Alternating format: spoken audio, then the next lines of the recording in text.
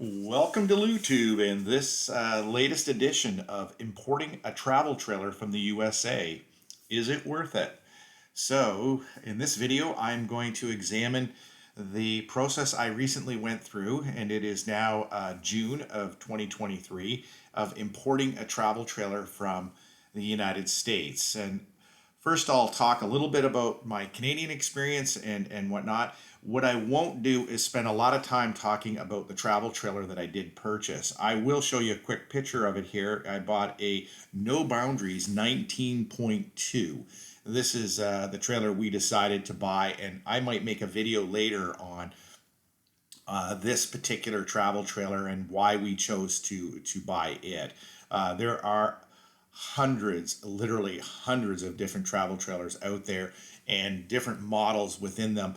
It is a very vast array of options that are available to you. So once we decided this is the one we wanted, we went to our Canadian dealer, and this guy was they were pretty good. I'm not going to criticize them. I think they're in the business of trying to make money just like anybody else, and their prices were fairly high to start with. 48.5 was the amount that they wanted for the travel trailer we wanted. We wanted a 2023, which they would have to order in and have delivered for us.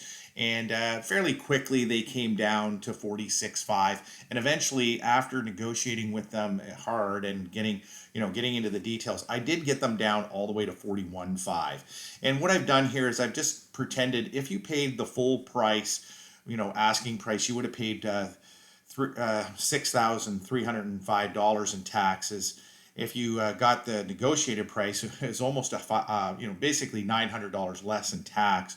So it would have been down here to this price of $5,395. Okay, and in the end, we kind of came to the best price we could get. Taxes in was going to be $46,895. Now, one of the things that I don't know because we didn't go there with them is, and I didn't ask about it yet, but I'm almost certain, talking to everybody, I would have gotten an administration fee tacked on there. Would it have been $500? Would it have been $300? It's hard to know. But they would have almost certainly added some sort of an administration fee onto the purchase of the trailer. And that is not known to me. So I'm going to simply go by basically this price right down here, which is $46,895. That is basically the price I would have at the very best I would have had to pay had I stayed in Canada. Now I used my internet skills, which is not very vast in many ways, but reasonable. And searched around for the price in the U.S. I saw the price at various different dealerships and eventually came across a place called Couch's RV Nation, and they had a build and price option. And I'm going to show you the build and price option on their website at the end of the video. I'm going to kind of skip past it now for those who'd like to see that. I'm going to go to a couple videos. Websites at the end that you can watch me do. But I went to Couches. I got a price from them. It was $26,900, and then called them and went, "Oh my gosh, this is a good price. Is this, are you no added fees?" And they said, "Well, no, there'll be a $245 added administration / licensing fee." I think they're in Ohio, so the state of Ohio required a $45 licensing fee and then an additional $200 that was their fee for some reason. And so the total price came out to $27,145. And once we agreed, yeah, let's move forward, let's do this, they emailed us a PDF document that was secure, and we were able to provide them, the credit card information on the secured thing, sign the document, basically agreeing we're going to buy this and pay $2,000 US. Okay, now the $2,000 US was paid on my credit card, and so I was getting really hit hard on the exchange rate, and you can see the exchange rate over here is 14639. That's because credit cards just absolutely hose you on this. This is a full 12% more than had I bought my money and sent it to them with a certified check. And in retrospect, I might have done that. I might have been a little more patient and said, you know what, I'm going to get that money to you in another way with a certified check. It would have delayed the order of the vehicle because they too had to order it directly from the manufacturer, and they were telling me roughly 8 weeks, which, by the way, they were almost bang on with that number. 8 weeks later, I heard the trailer was in. Now, so that cost me in the end, that was the first money I put out, was $2,927.72. And that was on my credit card. So then what happens then is you need to get some documents from them or some information from them once the trailer arrived on site. So you basically sit around and wait for 7, 8 weeks, and all of a sudden I hear from them. And in the meantime, I had started a RIV account, a RIV Canada account, and I will go through that briefly with you as well. You need certain information though on the RIV account to be able to complete it and pay the $365 fee. So for example, you're going to need the VIN number. You're going to need the month the vehicle was made in. So if they have the vehicle right away on site, you can right away move with the RIV documents. And then I think that you have to submit it at least 72 hours in advance of coming to the border. Although there didn't say that anywhere for me, I think it'd be probably safe to make sure you have submitted it. And I also made sure I printed a copy of my documents once I'd done that. Then I went to my bank and got my certified check. Well, actually, before I did that, I went to a corporate company called Knightsbridge FX. This is where I could get my best exchange rate. You can go online and look for what is the Canadian dollar trading, and almost guaranteed you're going to pay 2 cents on the dollar more at your bank. Whereas Knightsbridge was very close to whatever the number was that came up on the computer on a daily basis.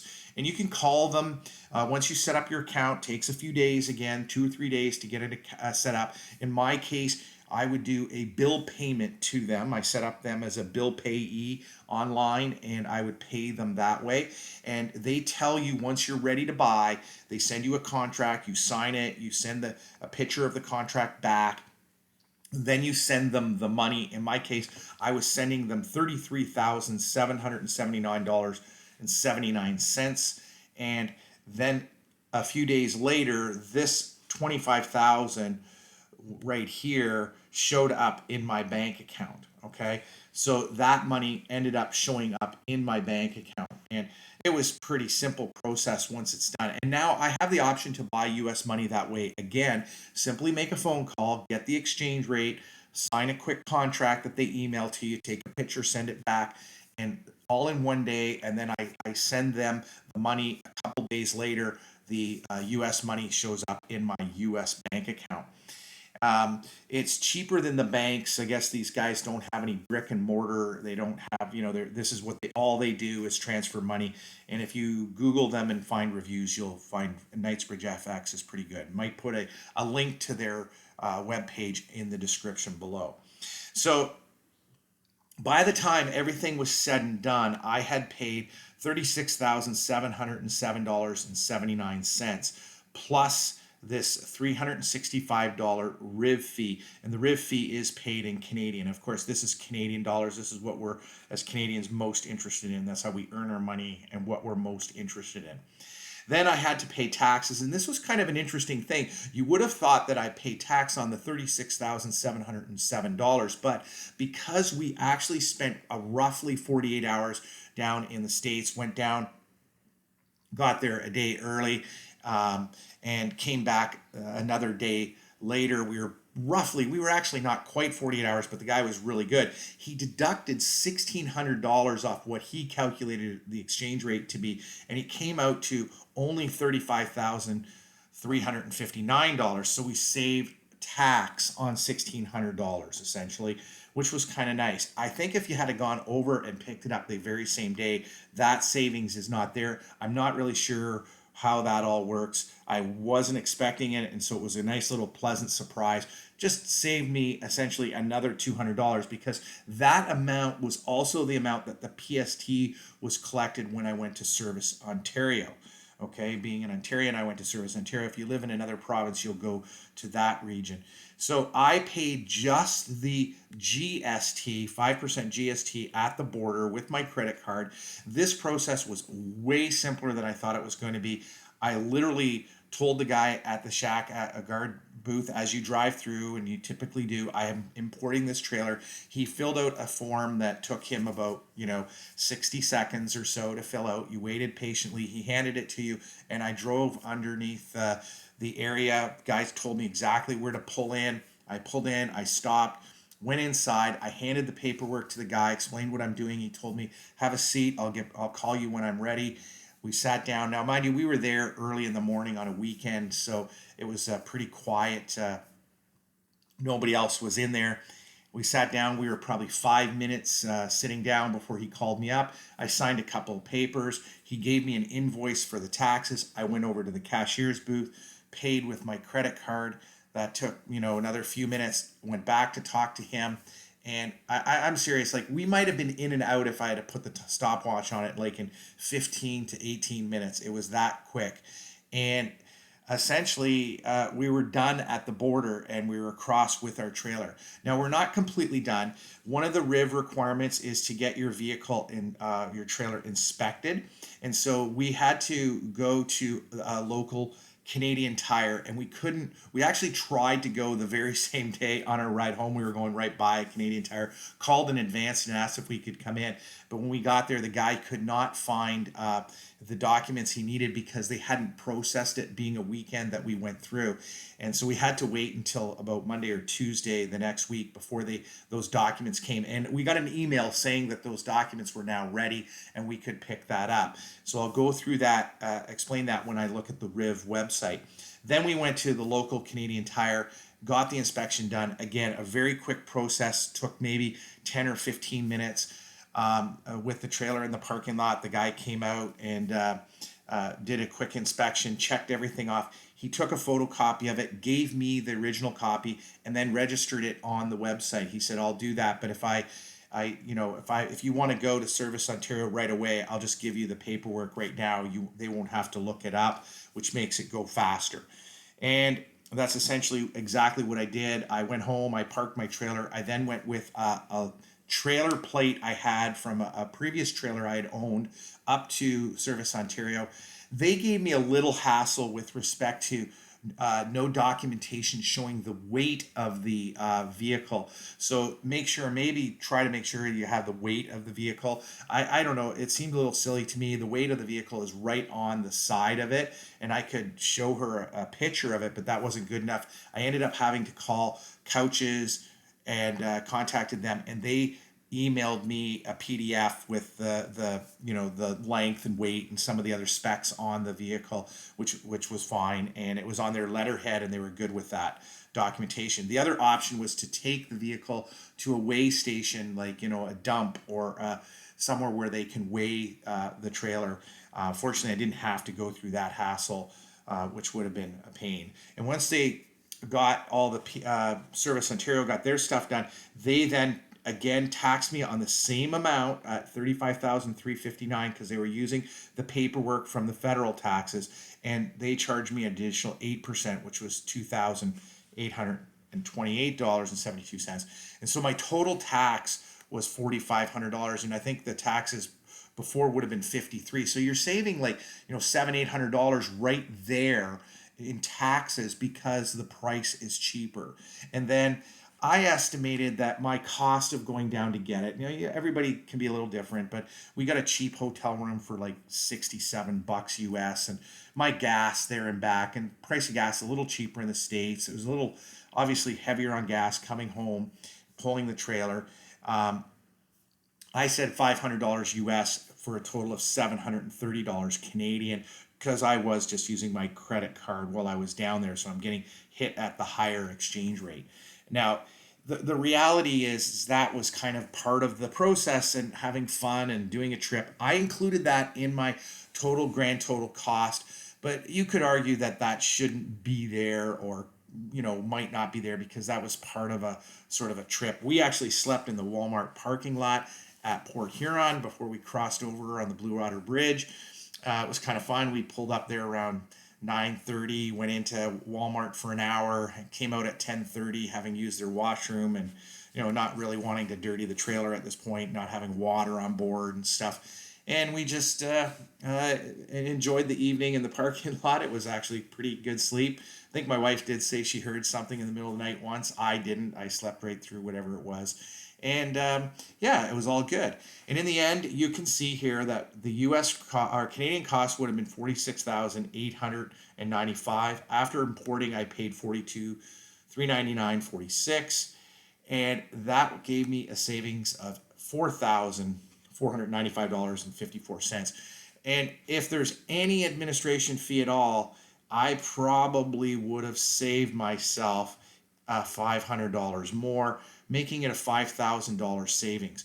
Is that worth it? Well, to me, it is worth it. Okay. I think it was well worth it to do that. So you have to decide for yourself, I suppose. But if I can spend a weekend away kind of enjoying myself and save $5,000, I'm in. I don't know about you, but I can't save or make that kind of money in a weekend anywhere.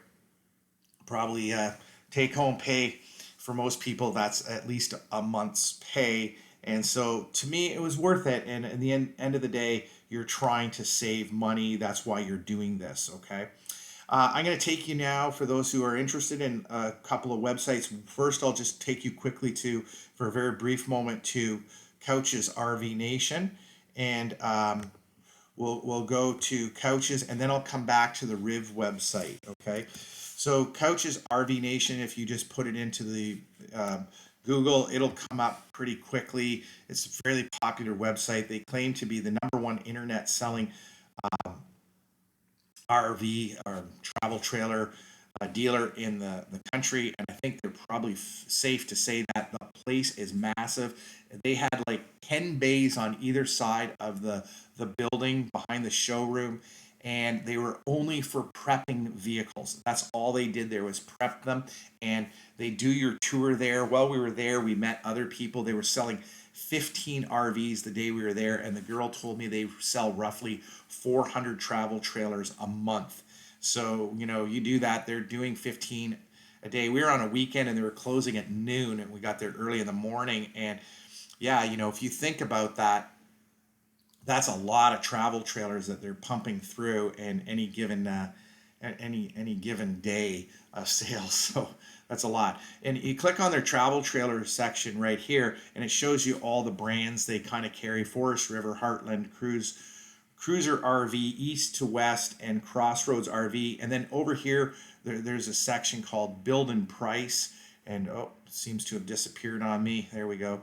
Build and Price. And you can just click the particular brand that you're in. I went here to No Boundaries. And then even there, they have like different types. I went to Travel Trailers. And then I just would search No Boundaries, and up comes all the No Boundaries that they sell. And they sell quite a few. So I click on No Boundaries here and down the list, and you pick the one you want and build and price it out. And literally the next day, I received a quote for the price that they were willing to offer. It was by far the cheapest I could find on the internet, based on how the volume they pumped through, and the fact that when we were there was people from Virginia, South Carolina. They sell to people from Texas. They sell to people from California, and they deliver. They will have your trailer delivered. They don't themselves deliver. They use a third party to deliver. I think this was a really good place to buy from. I'm very happy with them. When I needed a letter from them, my sales rep Delaney was really good. She got back to me, and by noon the next day, she had a letter for me. They're busy. They're sometimes hard to get a hold of on the phone, but generally speaking, they responded to my requests and my questions when I had them, and they were good. I dealt with Delaney was my rep, and Ryan was, I think, the sales manager. Both of them were excellent, very professional. The facility is you can kind of see a picture of up here is massive and really high quality. Yeah, I was really good. We had Caleb, my did my tour for me. So shout out to those three, Caleb, Delaney, and Ryan. They all did a really good job, and was very pleased with them. Definitely I'd give them a 5-star rating if I give them a rating on Google review. Okay, now I'm going to go to the RIV website. So RIV stands for the Register of Imported Vehicles. So I go to RIV Canada. And then you see here, Register of Imported Vehicles, welcome to the register. And you click on here and you come to the main website. If you're coming for your first time, there is all kinds of information about importing a vehicle. One thing you might want to know is that when you're importing a travel trailer, you do not have to export it from the United States. They don't have a registry of them. But if you are importing anything that is self-propelled, a car, a motorcycle, the one guy even said a bicycle or an e-bike, you're supposed to export it from the United States as well. But that's a different process. But for a travel trailer, you don't have to do that. So you just go to this self portal here, and then you can say the self portal was the second tab, and then you say create an e-form is where you want to go. Track your case or make a payment. Not going to worry about that until you've actually created the e-form. And when you go in here, you can log in, and I can actually see my form here. It's still sitting here, and I can actually still print it if I wanted to, or I can create a new form. And you go through a bunch of questions, and I'm not going to get started on this, but you can see there's steps that you go through, and then at the end you do the payment. And you will need your VIN number, and you will probably need, I think it is the month that the trailer was made in. Okay, so that's not, and again, I don't think if you had that month wrong, it would matter, but you can't get the VIN number until the trailer is on site. And then in this case, Couches emailed me that information. They were very good about it fairly quickly. I did have a few phone calls with them about it, but they were very useful. You're also going to need some other documentation, which is actually on the Couches website. Let me go back to that because it kind of pertains to this. So here's Couches RV Nation again. If you go to About on their website, they have a thing here called Canadian RV Sales. And this is kind of important if you're going to do this. So what you need to have from them when you get to the border is a recall letter, and you need to have title, which they will give you, and you need to have your purchase agreement and what you paid for it. Okay, so those 3 documents they will give you, and if you're going across the border, they know this. They're going to make sure this is all in place and good to go. Okay, so once you go through all this process, you'll have this paperwork you print out. You're going to bring that with you. I got the impression when I got to the border from the border guy, you could in fact probably not have done this, and they would have done it there, although I don't recommend that. I think having this done and everything in order is way better. I think I called the RIV number that's listed here once, and yeah, it was reasonable response time and questions answered, but not very useful. I was able to get most of the information I needed right from the website, which has really improved. Okay, and once you've done that and you come back here, there is this thing called track your case. So once you have a case number and you've paid your fee and all that's and you have a VIN number and all that stuff is done, then you can track your case. So once we cross the border, I had to wait until through Track Your Case came up the RIV document that I needed to take to Canadian Tire to get my vehicle inspected. And that actually took a few days, especially because we were on the weekend. So if you cross the border, unfortunately, you won't be able to go to Canadian Tire and get that document done and go to Service Ontario for probably 24 hours. Okay, so it's not like a huge thing.